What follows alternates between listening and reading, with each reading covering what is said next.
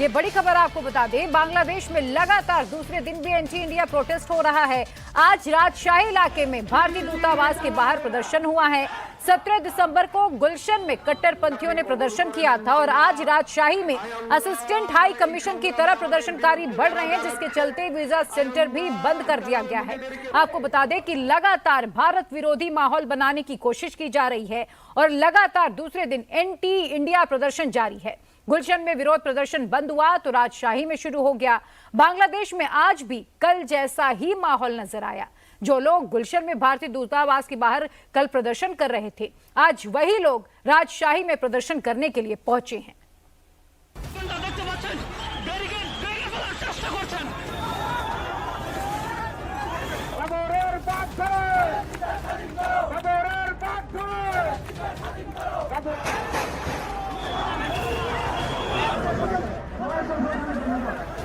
भीड़ बैरिकेडिंग तोड़ रही, बैरिकेडिंग को खींचकर नीचे गिरा रही। দেখতে পাচ্ছেন ব্যারিকেড ভেঙে ফেলার চেষ্টা করছেন। দেখতে পাচ্ছেন যে ছাত্র জনতা ইতিমধ্যে ব্যারিকেড ভাঙার চেষ্টা করছেন।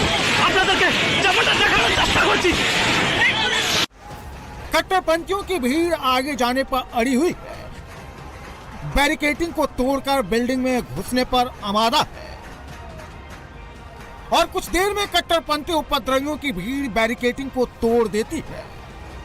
ব্যারিকেড ভেঙে পুলিশের যে ব্যারিকেড ছিল সেটি ভেঙে কিন্তু জুলাই যে আজকের কর্মসূচি long march to Indian High Commission, সেখানে কিন্তু আমরা দেখতে পাচ্ছি ব্যারিকেড ভেঙে দেওয়া হচ্ছে। কিন্তু कट्टरपंथियों का हंगामा, उपद्रवियों का बैरिकेडिंग तोड़ने का ये वीडियो बंगाल का नहीं बल्कि बांग्लादेश की राजधानी ढाका का है और कट्टरपंथी जिहादियों की ये भीड़ भारतीय दूतावास पर हमला करने जा रही है। भारतीय दूतावास की एक एक ईंट उखाड़ने की गीदड़ भभकी दे रही है। এই পদক্ষেপগুলো নিতেই থাকে। পরের বার আমরা আসবো, সবার হাতে থাকবে খুন্তা কুড়াল, একটা ইট আস্ত রাখা হবে না এখানে। বাংলাদেশ থেকে ভারতের সকল হাই কমিশনারকে उच्छेद করে বাংলাদেশে বিতাড়িত করে দেওয়া হবে। हजारों की संख्या में कट्टरपंथियों की जमात भारतीय दूतावास पर हमले के लिए इकट्ठा हुई है। बांग्लादेश की पुलिस ने रोकने के लिए त्रिस्तरीय बैरिकेडिंग लगाई थी, लेकिन कट्टरपंथी जिहादियों की भीड़ इसे तोड़ते हुए आगे निकल गई।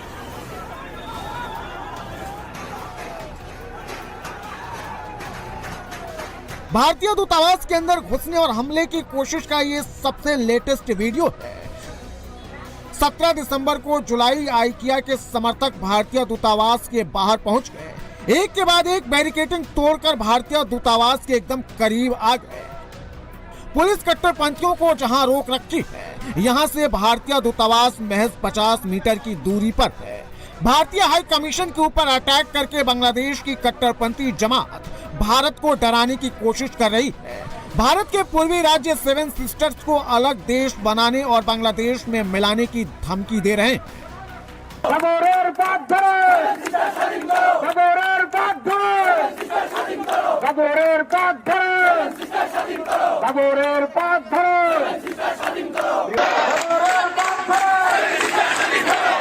बांग्लादेश में भारतीय दूतावास के अंदर घुसने का प्रयास, हमले की साजिश उस समय हो रही थी जब भारत में मौजूद बांग्लादेश के दूतावास को तलब किया गया था। एक तरफ भारत सरकार बांग्लादेश के दूतावास से बांग्लादेश में एंटी इंडिया स्लोगन, हमले की कोशिश, सेवन सिस्टर्स राज्यों को अलग करने की साजिश पर चेतावनी दे रही थी, सवाल पूछ रही थी, अपनी नाराजगी जाहिर कर रही थी, तो दूसरी तरफ उसी समय बांग्लादेश में जुलाई आइकिया के लोग भारतीय दूतावास पर अटैक की साजिश रच रहे थे। আজকে শুনছি বাংলাদেশ হাই কমিশনকে নাকি ভারত ঢাকায় ধমক দিছে, যে কেন আমরা ওই কথা বলছি। ধমক দিছে নাকি ওই ভারতীয় হাই কমিশনারকে এই খুনি হাসিনাকে আশ্রয় দেওয়ার জন্য শুধু ধমক না, লাঠি দিয়ে দেশ থেকে বের করে দেওয়া উচিত ছিল। बांग्लादेश में चुनाव है तो हर कोई एंटी इंडिया माहौल बनाकर चुनाव जीतने की कोशिश में है। बांग्लादेश में कट्टरपंथियों के निशाने पर भारतीय दूतावास और अधिकारी हैं। रोजाना भारतीय दूतावास पर कट्टरपंथियों की भीड़ हमले के लिए पहुंच रही है। इससे पहले 16 दिसंबर को भी ढाका में भारतीय दूतावास पर हमले की कोशिश की गई थी। দর্শক, এই মুহূর্তে জুলাই ঐক্যজোট তারা কিন্তু long march to Indian High Commission দিকে তারা যাচ্ছেন। তাদের যে দাবি সেটা হচ্ছে শেখ হাসিনা সহ সকল খুনিদেরকে দেশে ফিরিয়ে দেওয়া এবং সরকারি কর্মকর্তাদের অব্যাহত ষড়যন্ত্র, সেই ষড়যন্ত্রের প্রতিবাদে তারা কিন্তু long march to Indian High Commissioner दिखे जाते। भारतीय दूतावास पर हमले की कोशिश करने वाले भारत के खिलाफ जहर उगलने वाले जुलाई आइकिया है क्या, अब इसके बारे में जान लीजिए। जुलाई आइकिया एक राजनीतिक गठजोड़ है जो कई दलों के अलायंस के साथ मिलकर बना है। यह गठबंधन जुलाई 2024 के जन विद्रोह से जुड़े संगठनों का है, इसलिए इसे जुलाई आइकिया कहते हैं। जब ये संगठन बना था तब 24 दल इसमें शामिल थे, लेकिन अभी इसमें 26 से ज्यादा दल शामिल हैं। इस टोले में आतंकी है, कट्टरपंथी है, जिहादी है और पूरी फौज शेख हसीना के बहाने इंडिया इंडिया चिल्ला रही है। क्या ढाका रावलपिंडी की राह पर चल रहा है? यूनुस के चेले मुनीर की स्क्रिप्ट क्यों पढ़ रहे हैं? बांग्लादेश में एंटी इंडिया कैंपेन किसने एक्टिव किया? 16 दिसंबर को जब बांग्लादेश अपना विजय दिवस मना रहा था, ठीक उसी वक्त जिहादी जमात सड़क पर मैराथन निकाल रही थी। सड़क पर उतरी कट्टरपंथी फौज अपनी ताकत की नुमाइश कर रही थी। जमात के कट्टरपंथी गला फाड़ फाड़ कर इंडिया इंडिया चिल्ला रहे थे। যে অতীতের বস্তাপতা সমস্ত রাজনীতিকে পায়ের তলে ফেলে দিতে চাই। ढाका में कट्टरपंथी जमात जाग चुकी है। उसकी कोशिश सिर्फ और सिर्फ सत्ता पर कब्जा करना है, इसलिए उसने पूरे बांग्लादेश में कैंपेन लॉन्च कर दिया है। जमात इस्लामी रिशाल से लेकर कोमिला, नवाबगंज से लेकर खुलना और रंगपुर तक रैलियां निकाल रही है। पूरे बांग्लादेश को जमात के जिहादियों ने कैप्चर कर लिया है। इसके लिए हर पैतरा, हर दांव आजमाया जा रहा है। एंटी इंडिया माहौल तैयार किया जा रहा है, लोगों को भड़काया जा रहा है। कैसे, देख लीजिए।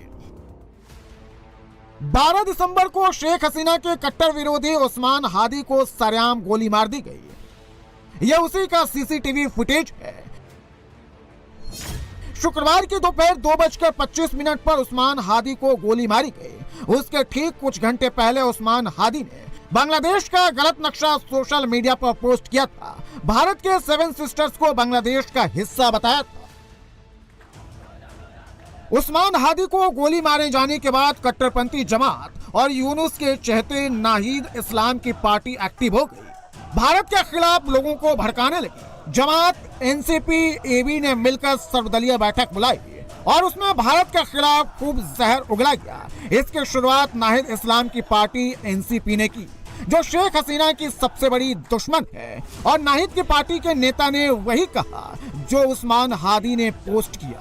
আপনারা যেহেতু তাদেরকে আশ্রয় প্রশ্রয় দিচ্ছেন, কথা স্পষ্ট করে বলে দিতে চাই, ভারতের যারা সেপারেটিস্ট আছে, বাংলাদেশে আমরা তাদেরকে আশ্রয় প্রশ্রয় দিয়ে যে 7 সিস্টার রয়েছে সেটাকে বাংলাদেশ থেকে नाहिद के एनसीपी ने चुनाव के लिए जमात की शाखा अमर बांग्लादेश पार्टी से अलायंस किया है और उसी अमर बांग्लादेश पार्टी के नेता असदुज्जमा फुआद ने भी खूब जहर उगला। লড়াইটা কিভাবে ভারত গ্রাস করেছিল এবং সেই নায়ক এবং খলনায়কগুলো কারা ছিল আমরা সুস্পষ্টভাবে জানি যে আমাদের সীমান্তের ওপারে যারা আছে তারা কখনোই আমাদের বন্ধু না এবং বন্ধু ছিল না। কিন্তু যেটা আমরা জানি না সেটা হচ্ছে আমাদের সশস্ত্র বাহিনীর মধ্যে কারা ঘাপটি মেরে 16 दिसंबर को भी एंटी इंडिया माहौल तैयार करने के लिए जिहादियों की ये टोली भारतीय उच्चायोग के दफ्तर की ओर कूच कर गई। भारतीय उच्चायोग का ऑफिस दोपहर 2 बजे तक बंद करना पड़ा। जिहादियों की टोली ऐसी रैलियों के जरिए राष्ट्रवादी वोटर्स के सामने इंडिया को विलेन बनाना चाहती है। और इसका दूसरा सैंपल देख लीजिए। 1971 में जब बांग्लादेश को आजादी मिली थी, उस वक्त जमाते इस्लामी ने पाकिस्तान का साथ दिया था। पाकिस्तान के सैनिकों के साथ मिलकर बांग्लादेशियों का नरसंहार किया था, महिलाओं से रेप किया था। वही जमात विजय दिवस पर मैराथन निकालने लगी है और इसके पीछे मकसद भी सिर्फ और सिर्फ एंटी इंडिया माहौल तैयार करना था। बांग्लादेश में सबसे ज्यादा वोटर विजय दिवस समर्थकों यानी अवामी लीग के माने जाते हैं। इस वक्त कोई भी मुक्ति योद्धाओं का विरोध नहीं करना चाहता। सत्ता पाने के लिए जमात इस्लामी विजय दिवस में शामिल हो चुकी है।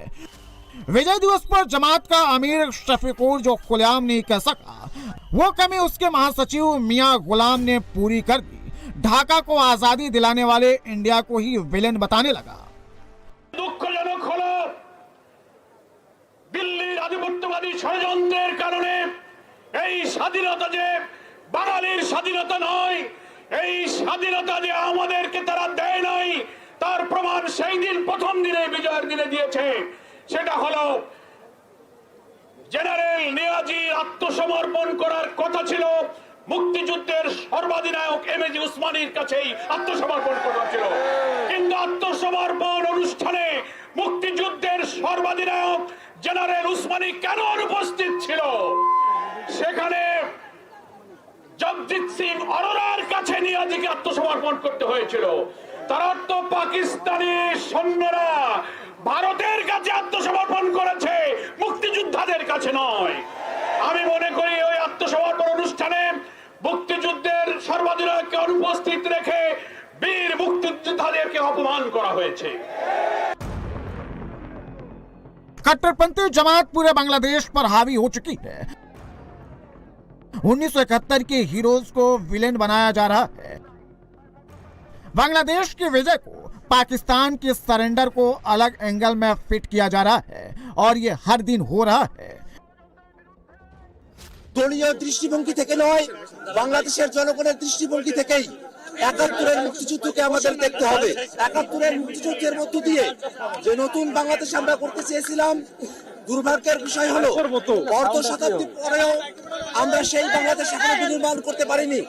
মুক্তিযুদ্ধকে নিয়ে নানা ধরনের বয়ানের রাজনীতি করা হয়েছে।